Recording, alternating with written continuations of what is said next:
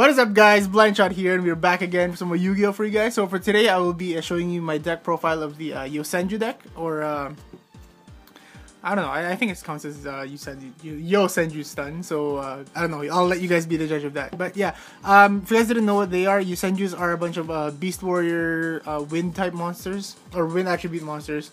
That basically, when one of them is normal summon, they summon a different kind of version of themselves from the hand. So basically, their playstyle is very similar to Hunter's. If you guys don't know what Hunter's does, so it's basically normal summon, normal summon, normal summon. Yeah, that's basically what they do. So yeah, it's a very fun deck, and it's very I'd say it's a very budget. It depends on your definition of budget, like I always say. And it's really good for if you're looking for a deck that's somewhat fun, I guess, because it's a very linear deck, guys. But for me, I find it fun. And it's also very competitive as well. So I guess this is a good deck for people who are starting off with the game, because they can be very creative with it, and it can lead to any other fun stuff. So without further ado, we're gonna get started. Of course, we run 3 of each of the Yosenju brothers. That's comma 1, comma 2, and comma 3. Basically, if you guys didn't know what each of them do, they all have the similar effects of when you normal summon one, you can normal summon one Yosenju from your hand, except for another copy of itself. Basically, comma 1 is the one that if you control another Yosenju monster, it bounces I think a monster. I think it's a face-up card. Yeah, one face-up card, so you can bounce like a face-up trap card, spell card, not just monsters. So it's a really strong card for a level 4. Comma 2 can attack directly, which most of the time utilizes the ability of comma 3, which if another Yosenju deals battle damage, you get to search for a Yosenju card. So yeah, so the 3 of them together create a powerful team, and yeah, that's why they're known as the Yosenju brothers. Okay, so.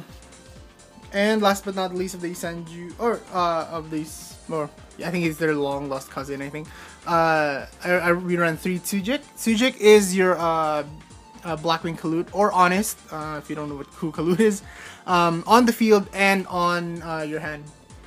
So basically, when it's on the field during your main phase, you bump one Yosenju monster, including itself, to 1k. Or if it's in your hand during the battle phase, or damage step. Sorry. He can become a hand trap. He can discard himself to the graveyard and bump up a Yosenju's monster up by 1,000. I think, yeah. You can use both effects in one turn. So yeah, it's really strong card, and yeah, it's pretty much helps you go beat down if you need to get rid of some monsters that have really high attack. Because yeah, these guys have.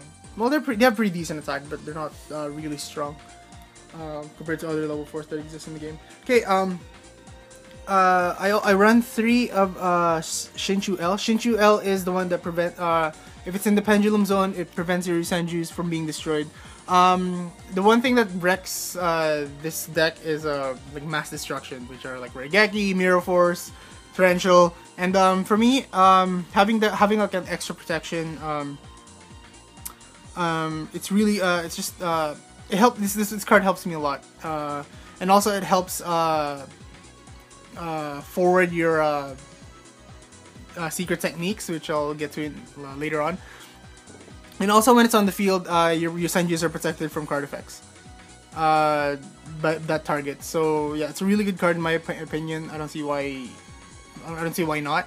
And yeah, it's free protection basically.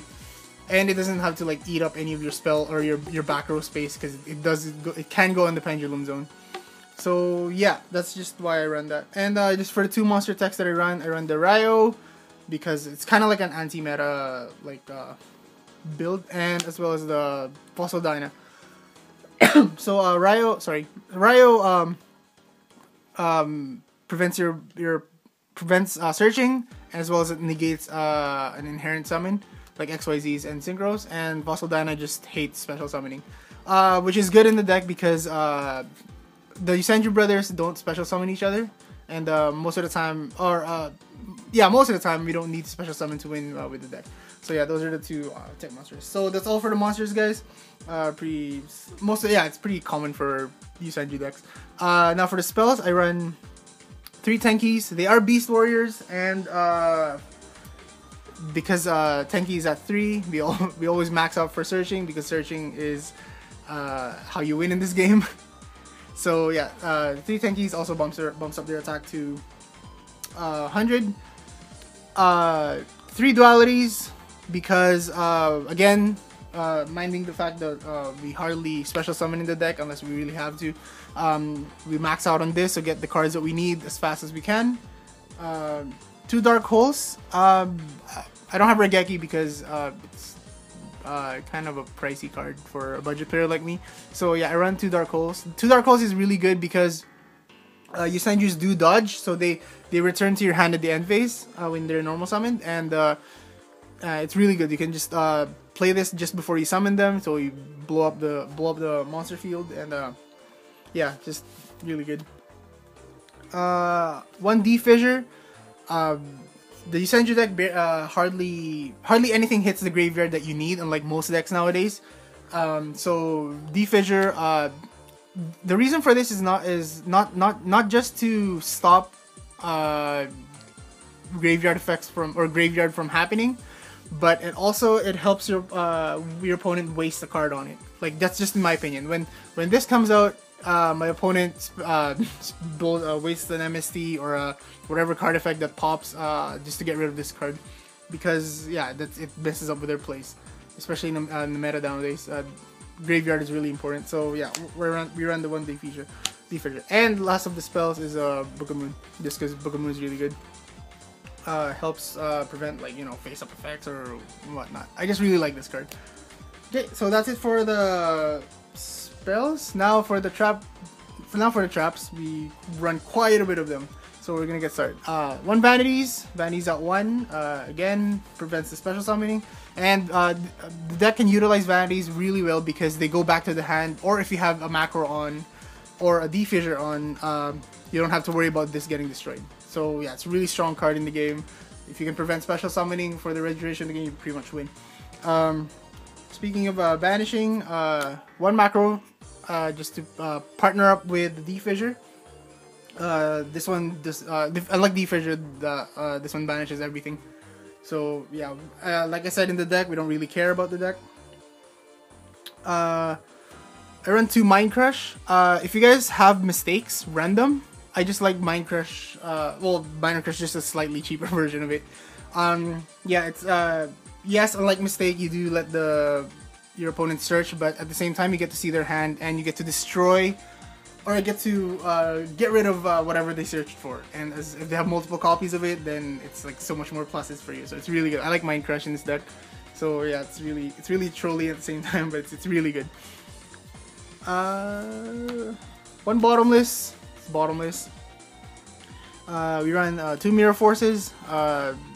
It's really good against battle traps. Are really good nowadays. So basically, your opponent, most of the meta today are like OTK, and it doesn't target and mass destroys like every face-up attack position monsters. 1D Prison. I will bump this up to 2, guys. I might drop a Secret Technique for it, because Secret Technique is just a little situational. So yeah. 1 Warning, because it's warning. It's always good. Compulse and Torrential, pretty basic trap cards.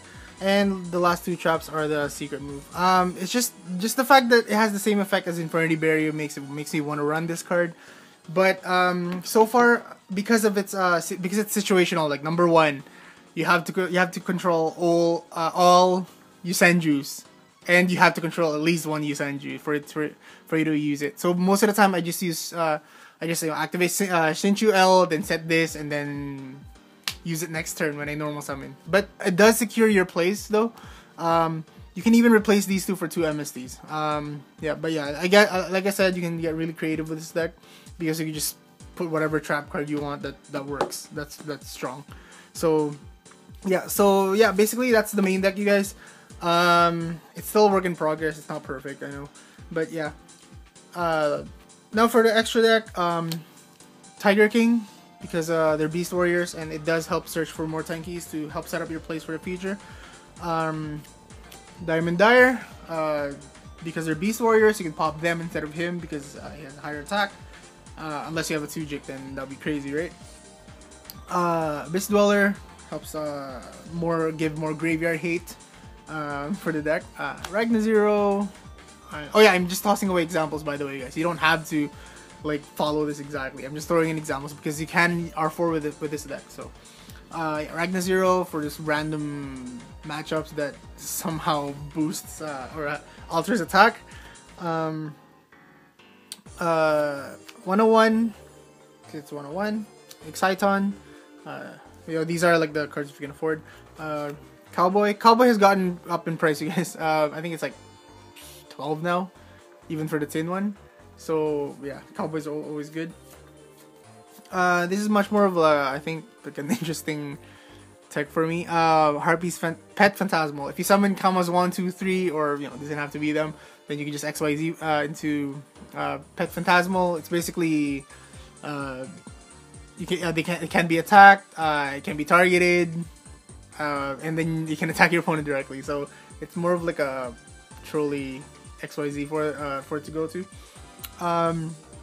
And my last example would be Chidori. This is, I think, the most expensive XYZ in the deck because right now I think it's a $30 card. I'm not quite sure.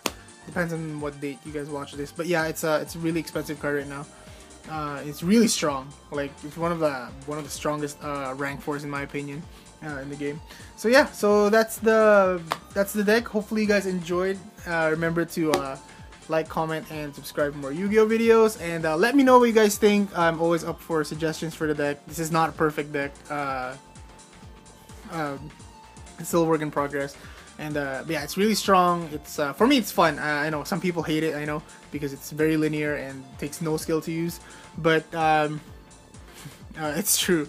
But yeah, I like it because it's trap heavy. It's just one more thing. This deck auto loses to like. Not auto lose, like it gives you a hard time against Denko Seka because we do run quite a bit of traps in here. So yeah, so thanks you guys for watching. Hopefully you guys enjoyed, and I'll catch you guys later. Peace.